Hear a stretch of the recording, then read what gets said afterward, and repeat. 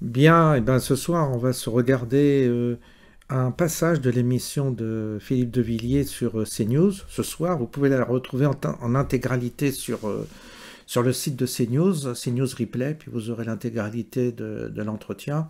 Moi, j'ai retenu j'ai retenu le passage concernant l'ouverture, la scène d'ouverture, vous savez, des Jeux Olympiques. Je trouve que son propos est tout à fait juste et bien piquant. Et puis Thomas Joly, vous savez, celui qui a mis en scène cette cérémonie et qui a dit que Jeanne d'Arc était une travestie. Donc Philippe de Villiers le reprend aussi à ce propos.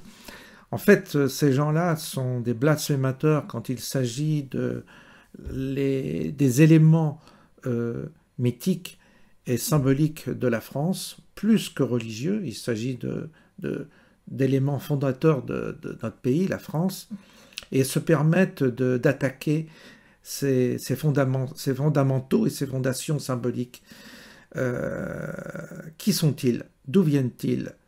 Quels sont ces agents à la double nationalité? Hein, Thomas Joly, j'oublie pas qu'il a une double nationalité, hein, franco-israélienne. Et donc, je rappelle que cet individu, s'il n'aime pas la France, il peut retourner en Israël. Il a qu'à aller se battre à Gaza, il a qu'à aller défendre son pays, mais qui ne touche pas à la France, hein. Tous ceux qui touchent à la France et à ses fondamentaux sont priés de plier bagages et de s'en aller. Et j'espère qu'un jour on aura, nous, la force de les expédier, de les congédier pour qu'ils aient dans leur propre pays faire ce qu'ils veulent.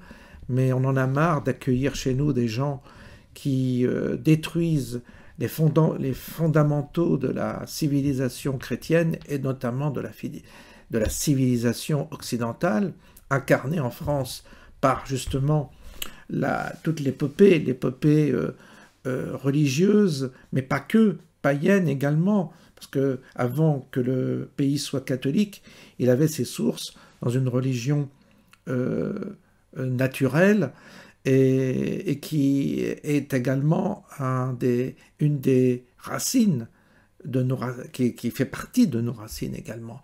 Le christianisme n'a fait que parfois, évidemment, christianiser ces éléments païens, comme on disait à l'époque. Donc, que ces gens-là débarrassent le plancher, parce qu'il y en a vraiment marre. Bon, on écoute Philippe de Villiers et vous allez voir ce qu'il dit est excellent.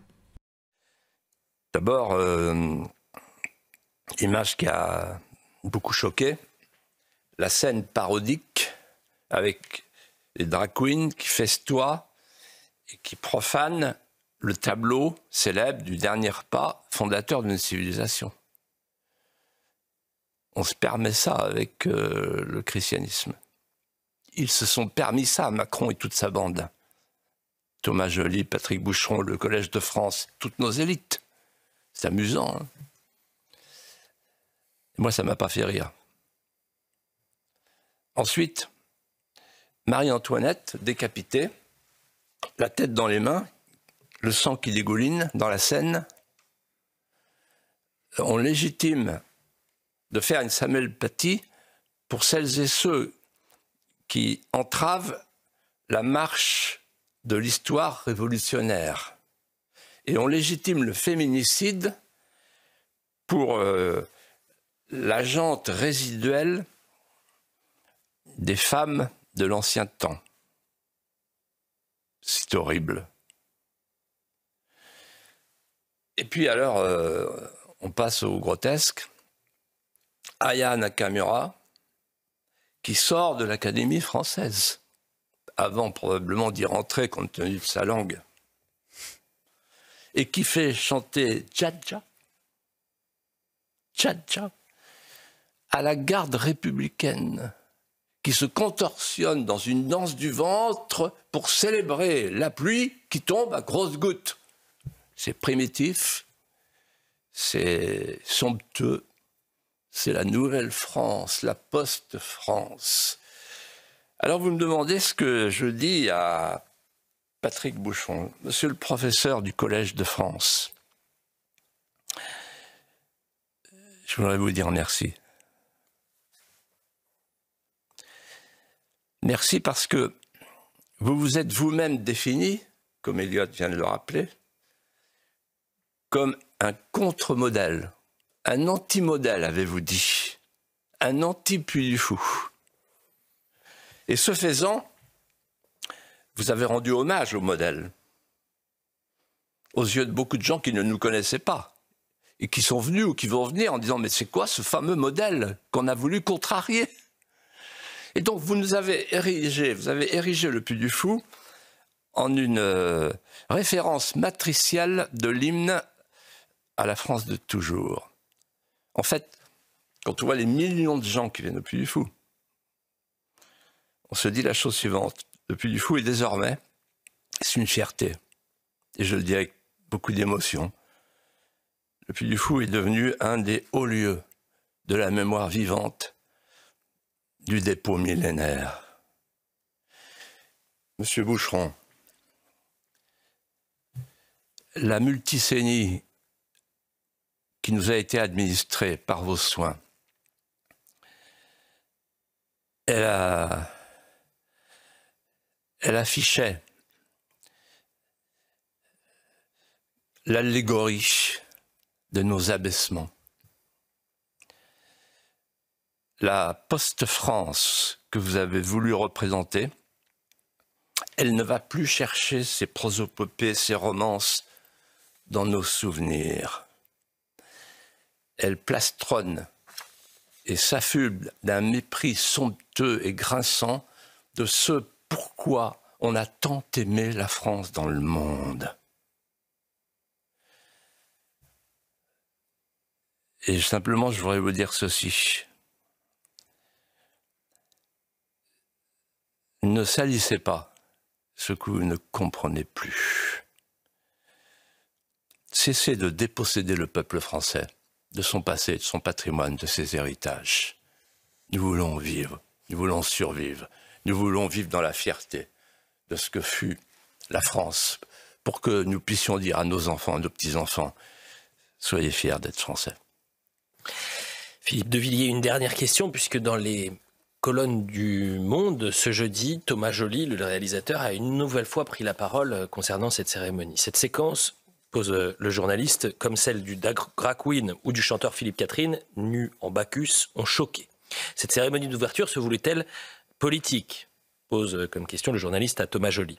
Voilà sa réponse. Bien sûr que c'était politique, même si je ne fais pas de prosélytisme. Ma mission était de dire qui nous sommes. Dans tous les tableaux apparaissaient des corps différents, de la diversité des femmes et des hommes maquillés ou costumés. Le théâtre était partout. La question des genres également.